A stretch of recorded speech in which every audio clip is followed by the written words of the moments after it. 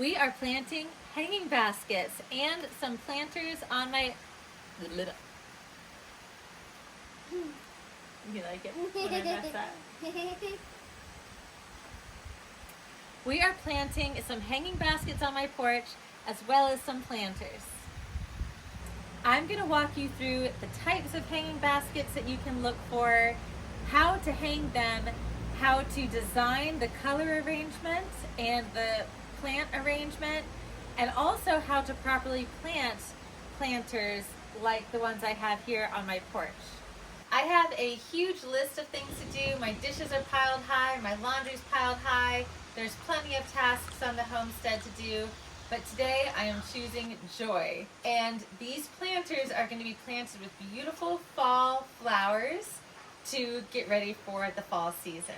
And I'm going to show you exactly how we install the hanging baskets, how we plant pots and planters, and then how we're actually going to plant them with the plants themselves. The very first step was hanging the planters. These are called hayracks, and they're lined with a Coco liner, and they're some of my favorite hanging baskets because they're heavy duty. I've often gotten some iron baskets that are much thinner and break much more easily, and there's nothing worse than having a hanging planter full of beautiful plants break on you and fall to the ground. Which brings me to my next most important point, how to hang these hanging baskets. It's going to depend if you're hanging them into wood, on a railing, into masonry or brick. So the material in which you hang them will vary, but for us, we're hanging them on these pretty thick wooden beams. They're about 4 inches thick. They do make racks that will hang over a beam like this if you don't want to drill into the wood, but I didn't want to see those. I wanted it to be super clean, so we decided to drill directly into the wood. My husband used tape to measure the baskets and mark where the holes needed to be drilled. He pre-drilled the holes to make his work easier, and then hung up the basket with the screws. We wanted to use plated lag bolts that were 2.5 inches long. You do not want to skip out on these. And the reason is because if you use a smaller screw, maybe you're thinking to yourself that you're getting a smaller hole, so less permanent damage to the wood. But in reality, if you use a smaller screw and you hang these hanging baskets, these baskets are going to fill up and get really heavy, and the last thing you want is for them to rip out the screw and make a bigger hole or a crack in your wood. We also used 1 1/4 inch OD washers on either side of the screw and the basket to help ensure that the basket wouldn't pull off of the screw or fall off. Once all the baskets were up, it was time to fill them with soil. My favorite potting soil is Fox Farm Ocean Forest because in my opinion it's the most nutritious potting soil. A lot of potting soils are very sterile and lack nutrition, and I've always found plants to thrive in this potting soil. Now comes the fun part, picking out your plants. My husband's an artist, I'm a landscaper. I have done planting arrangements for years, but I really wanted to go with his color expertise on what color arrangements we should put together. And especially with the fall approaching and knowing that around us all of the trees are going to be changing into reds and oranges and yellows, we wanted to pick a color palette that would match that. So we went with chrysanthemums and violas and creeping Jenny to spill over. Now, sometimes I love to do really wild hanging baskets with lots of variety and lots of different plants. But for these baskets, we wanted to go with simplicity because we wanted for it to have extreme impact when looking up at the porch from my vegetable garden. You would be amazed at how impactful simplicity carries through when it comes to hanging baskets and planting arrangements by choosing just masses of 1 or 2 or 3 plants max and doing a mass planting of just those. The impact is awesome. Now for my smaller planters, I can get a little bit more creative, but you also have to go with what's available at the garden centers in season. So my daughter and I took a trip to the nursery, found what they had looking healthy and beautiful, and picked out our plants. The next step to planting these is setting all of our plants out and actually physically planting them.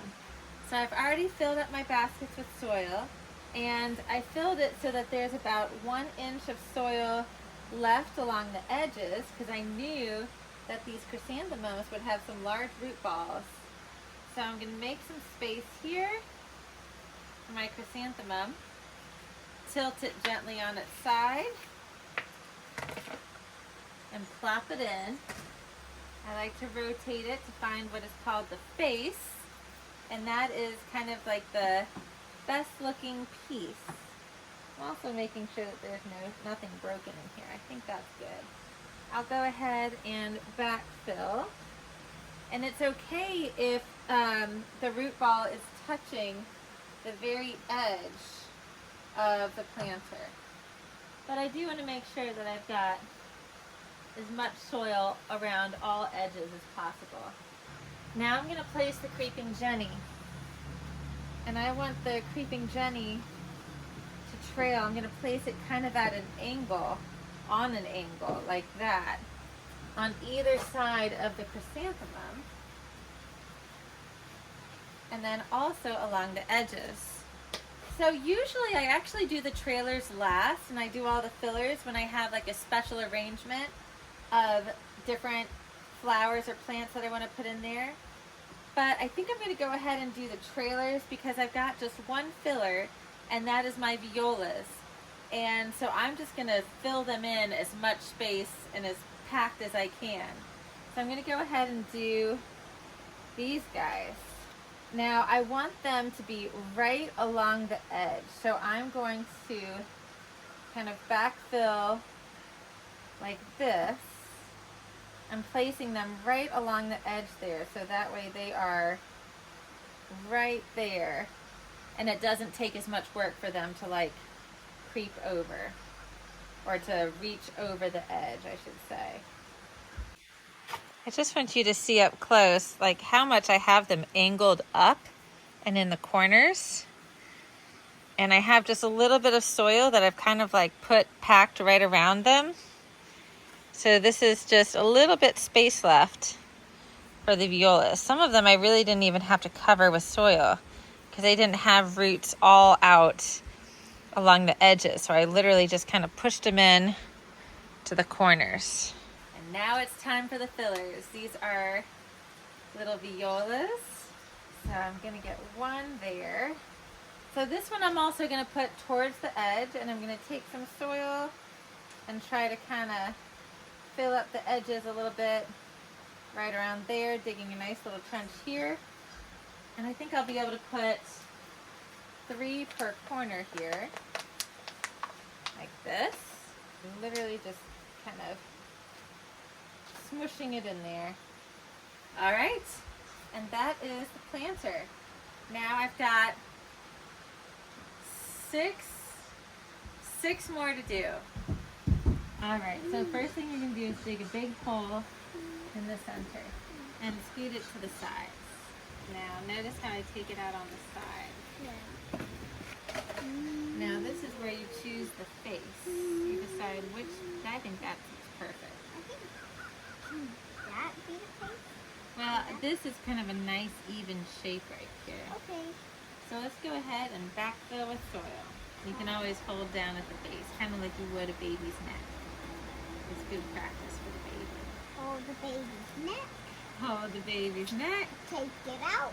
Take out the tag. They are hard to get out. You really have to squeeze them a lot on the sides. I'm noticing. And you know what? Cece, I might do some extra creeping Jenny. I did it. Yay! I'll go get another tray. Okay.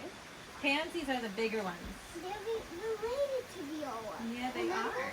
Viola's Yeah. sister is named Pansy. That's right, sweetie. What a beautiful root ball. All right, let's do the next planter. Next step, of course, is to water in your planters and water wash off any dirt. Now, of course, if you wanted to mulch your planters, you could. You could also put moss on your planters, which would be really pretty. But I know that these plants are going to fill in and cover all the soil, so I'm not too worried about mulching them. This is also a good opportunity if you see some spots that settle in the soil to top off with soil so it's nice and level. Most importantly, that the root balls are completely covered. Now we're going to plant these 3 planters. And the type of planter you get depends on where it's going to be. These particular planters do not have drainage holes. Technically, you could probably drill a hole in here if you wanted to. If you don't have planters that are going on a deck, a drainage hole is ideal because you don't want, especially if the planters are going to be out in the elements where it can rain, you don't want it to fill up and your plants die from rot. So, if they're going to be under something that's covered, no drainage hole is fine. But then there's a couple of other measures that you have to take into consideration. These pots have these little self-watering systems that sit inside the pot. And so that way, if there's any excess water, the water would sit down at the pot and the plant would get just the water that it needs. We happen to lose one of those pieces for this pot. So what we're going to do instead, and this is what you can do if you have a pot with no holes, is just use some gravel. To fill up with soil, I'm basically looking at the size of my root ball. So with this shrimp plant, I am leaving just enough space for it to sit level with the top of the planter. And then I'm going to fill in more soil around it. Now it's time to plant. First up, our shrimp plant. This guy's got a really big root ball. Should come a little bit higher up.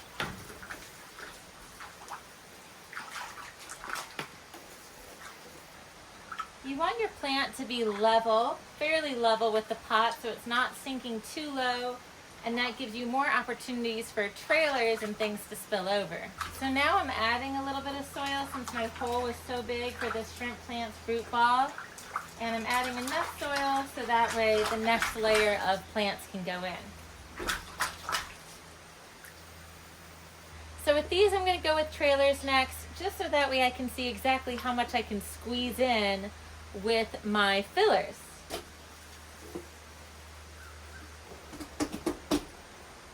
There. There. I'm going to fill up the pockets with any soil. And this is about as much as I can fill, as I can squeeze in here.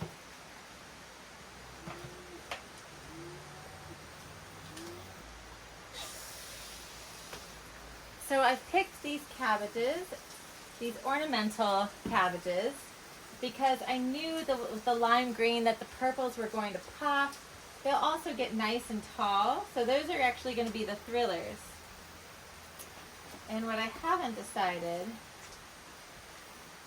is what I'm going to put, how I'm going to arrange these colors. I think I'm going to try to squeeze all of this in. Whoa.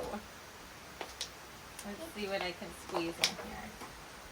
I bet it will look pretty. I think so. The whole thing about squeezing in plants into planters is that you have to realize that these are temporary plantings. And so they're not meant to last a long time. They're meant to be seasonal. And so they don't need their total spacing that they would need if planted in the garden, because they're just for the next 3 to 6 months. Come back in and fill in my holes. All right, these planters are all planted and watered. So are my hanging baskets, and I can't wait to see them grow in and trail out. Next, I'm going to add a bunch of ornamental pumpkins everywhere to really get in the fall spirit.